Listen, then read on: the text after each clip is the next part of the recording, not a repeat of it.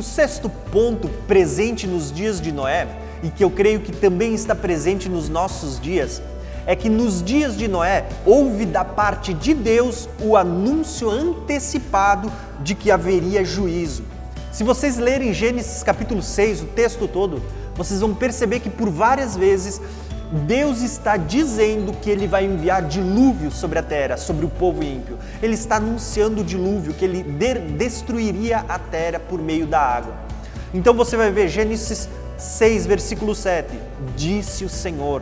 Se você vê no versículo 17, eis que vou trazer, Deus está falando de novo. Quando a gente lê Gênesis 7, versículo 4, você vê Deus falando de novo. Ele está dizendo, daqui a 7 dias vou fazer chover, vou fazer desaparecer da terra. Em todo o tempo, quando a gente vê, antes do dilúvio, nós vamos ver Deus anunciando que viria um juízo sobre a terra. Agora, por que eu quis destacar esse sexto ponto?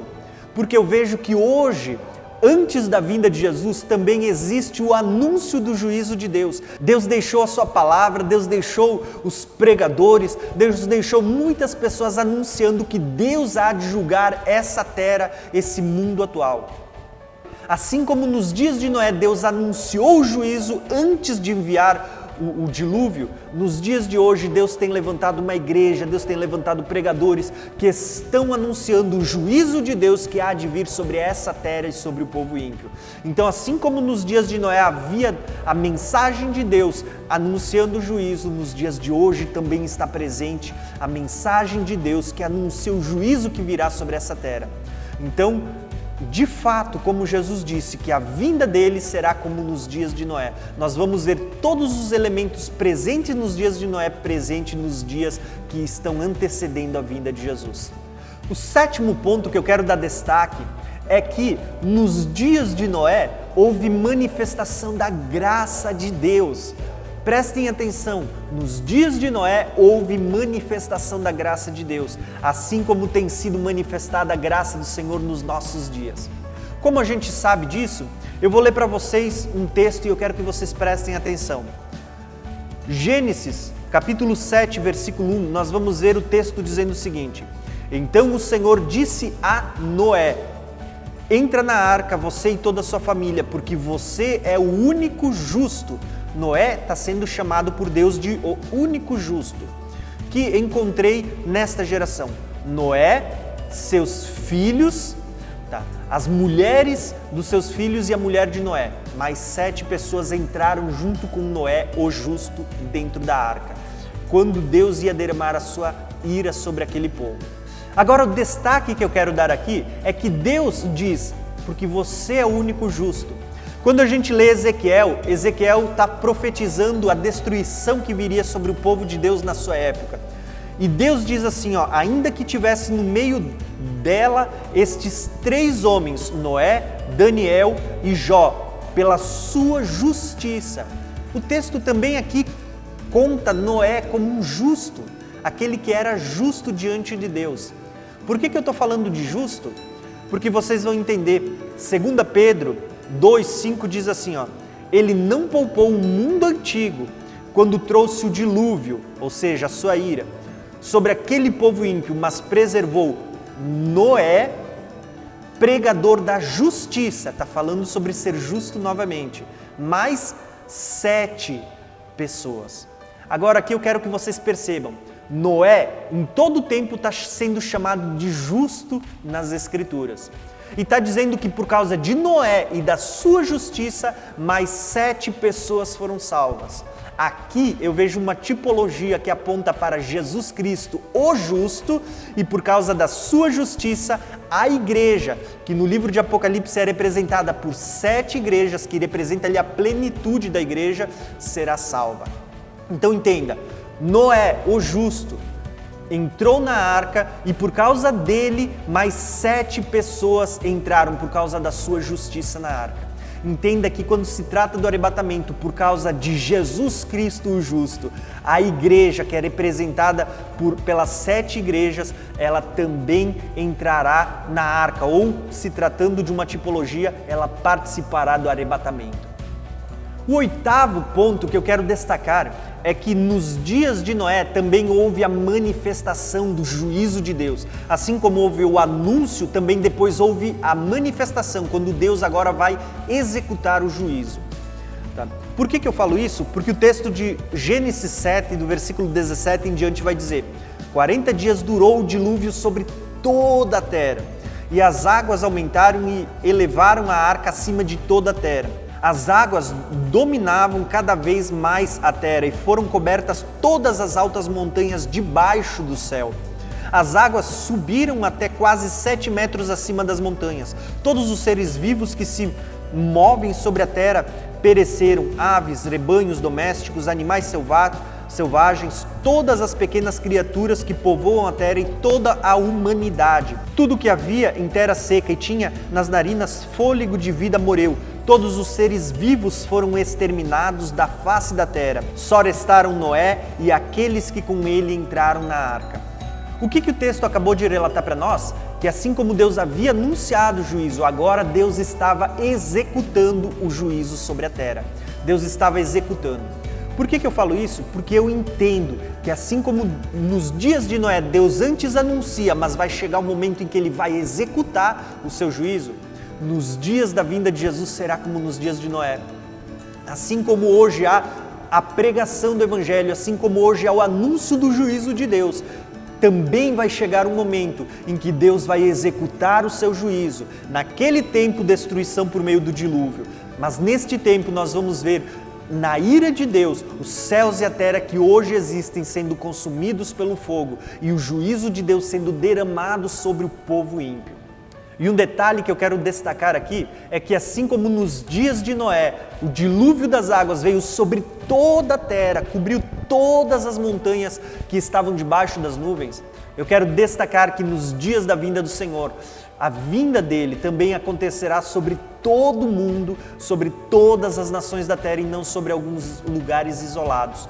Isso até porque Jesus confirma, ele diz assim, que então aparecerá no céu o sinal do Filho do Homem e todas as nações da terra se lamentarão. Está falando que a vinda dele é sobre todo o mundo, sobre todas as nações e não só sobre um lugar isolado. O nono ponto que eu quero destacar aqui é que nos dias em que o dilúvio estava para ser derramado, em que Noé vai entrar na arca, os habitantes da terra são pegos desprevenidos. Mas eu quero que você compreenda, quem foi pego desprevenido? Os habitantes da terra, não Noé e a sua família. Os habitantes. Mateus 24, 37 diz assim, como nos dias de Noé, assim também será a vinda do Filho do Homem, pois nos dias anteriores ao dilúvio o povo vivia comendo, bebendo, casando-se e dando-se em casamento, até o dia em que Noé entrou na arca e eles nada perceberam. Quem é que não percebeu nada? Noé? Não, aqueles que comiam e bebiam e davam-se em casamento. Não Noé, Noé entrou na arca, mas as pessoas, o povo daquela época é que foi pego desprevenido. E o texto diz que assim o dilúvio levou a todos. Por que eu comento isso? Porque nós precisamos entender que quando a palavra de Deus fala que a vinda do Senhor, ela será como nos dias de Noé, que vai pegar muita gente desprevenido, ele não está falando que a igreja será desprevenida, não está falando que a igreja será pega desprevenida, mas sim o povo ímpio e aqueles que não andam na presença do Senhor, aqueles que vivem na prática do pecado, que vivem segundo as concupiscências do seu próprio coração. Por isso o próprio Jesus, ao falar sobre a sua vinda, em Lucas 21, 34, ele diz o seguinte: tenham cuidado para que os seus corações não fiquem carregados de libertinagem, de bebedeiras, de ansiedades pela vida, e aquele dia venha sobre vocês inesperadamente, porque ele virá sobre todos os que vivem sobre a face de toda a terra. Estejam sempre atentos e orem para que vocês possam escapar de tudo que está para acontecer e estar de pé diante do Filho do Homem. Sabe o que Jesus está dizendo para nós? Tomem cuidado para que o coração de vocês não fique despercebido, ele não se sobrecarregue pelos desejos e as concupiscências dessa vida. E aquele dia pegue você de surpresa. Assim como pegou as pessoas que viviam nos dias de Noé, comendo, bebendo e dando-se em casamento, pensando apenas nos dias em que viviam. O 10º ponto que eu quero destacar é que Depois que Noé entrou na arca, a porta foi fechada e não houve mais segunda chance, ou seja, a porta não foi mais aberta para que as pessoas que estavam do lado de fora pudessem entrar. Quero que vocês acompanhem a leitura desse texto porque há muita revelação nele. O texto diz o seguinte: então o Senhor disse a Noé: entra na arca, você e toda a sua família, porque você é o único justo.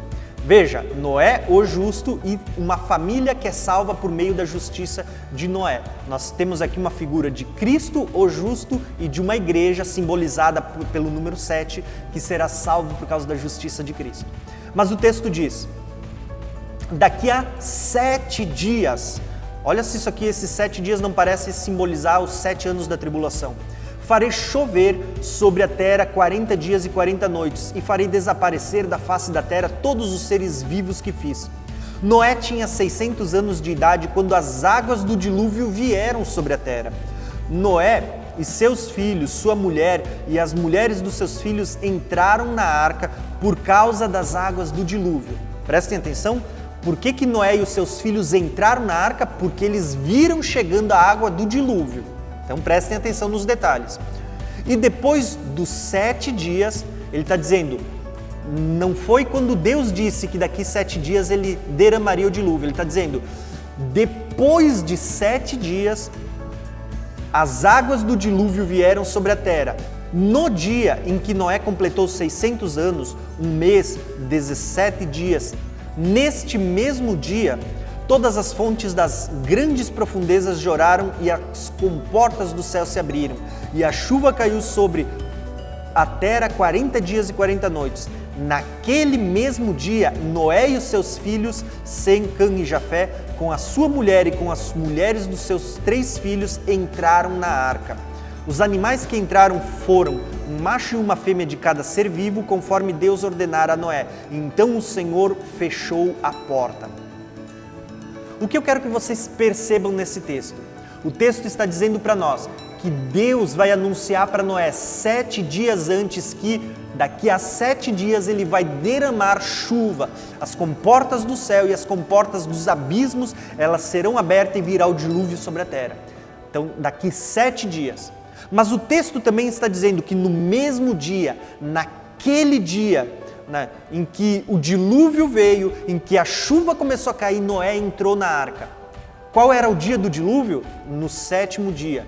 Quando é que Noé entrou na arca? Naquele mesmo dia que veio o dilúvio. Então percebam que Noé não entrou na arca 7 dias antes. E, pelo contrário, ele entrou no 7º dia, no dia em que despenca a chuva, ou que é considerado o juízo, a ira de Deus, quando ele está vindo.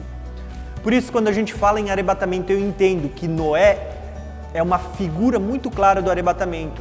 Porém, eu não aplico ela 7 anos antes. Pelo contrário, eu entendo que o arrebatamento também será no final, 7 dias depois, 7 anos depois. No final da grande tribulação, quando Jesus vier sobre a nuvem para executar a ira de Deus sobre o povo ímpio. Então, ele vai arrebatar a igreja, que é um símbolo daqueles que entram na arca.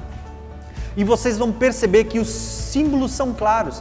O texto está dizendo que quando a porta foi fechada, não houve um momento em que ela foi aberta, não houve segunda oportunidade. Pelo contrário, fechou-se a porta, ninguém mais entrou. E é isso que eu entendo quando a gente fala de arrebatamento. Eu não consigo compreender como pode haver um arrebatamento antes e depois, durante 7 anos, aqueles que não subiram no arrebatamento participar da segunda vinda de Jesus. Não há texto nas Escrituras que falam disso. Pelo contrário, olhem para a parábola das 10 virgens. Assim como na parábola das 10 virgens diz que quando o noivo chegou a porta foi fechada e não abriu-se mais para quem chegou depois, aqui em Noé está dizendo que quando Noé e a sua família entraram na arca, os 7 entraram na arca, a porta foi fechada e não houve mais pessoas entrando na arca. Por isso é que eu não consigo associar o arrebatamento da igreja no início da grande tribulação, porque até mesmo na figura de Noé diz que ele só entrou na arca no 7º dia. Então eu creio que a igreja também será arrebatada no 7º ano, no final da grande tribulação, quando Jesus vier sobre as nuvens para buscar aqueles que o aguardam e para exercer o juízo, a ira de Deus sobre o povo ímpio. Por isso eu quero concluir esse vídeo dizendo o seguinte: assim como nos dias de Noé, que houve um afastamento do Espírito Santo das pessoas que viviam na prática do pecado, que houve o aumento generalizado da violência, das práticas imorais, da depravação sexual, como nos dias de Noé houve anúncio do dilúvio, houve anúncio da parte de Deus do juízo que ele exerceria sobre a terra, houve também o juízo de Deus, houve manifestação da graça de Deus através da figura de Noé, que 7 pessoas foram salvas. Eu creio que nos dias da vinda de Jesus, todo esse cenário presente em Noé também estará presente na vinda de Jesus. Haverá o aumento da maldade, haverá o esfriamento do amor, haverá um esfriamento, uma diminuição da presença do Espírito Santo na vida daqueles que vivem na prática do pecado. Haverá o aumento da violência, o aumento da imoralidade sexual, da depravação moral. Haverá também um povo anunciando o juízo de Deus sobre aqueles que permanecem na prática da impiedade. E também vai chegar um momento em que haverá a manifestação do juízo de Deus. Mas quando ele vier sobre as nuvens para manifestar o seu juízo sobre o povo ímpio e sobre aqueles que não guardaram ou não permaneceram fiel, ele também vai arrebatar o seu povo para que esteja para sempre com ele. Espero que esse vídeo ele possa ter somado ao seu entendimento sobre as profecias e as escrituras. Se você gostou desse vídeo, deixe os seus comentários, deixe o seu like, compartilhe ele nas redes sociais e se inscreve aqui no meu canal. Um abração e até o próximo vídeo.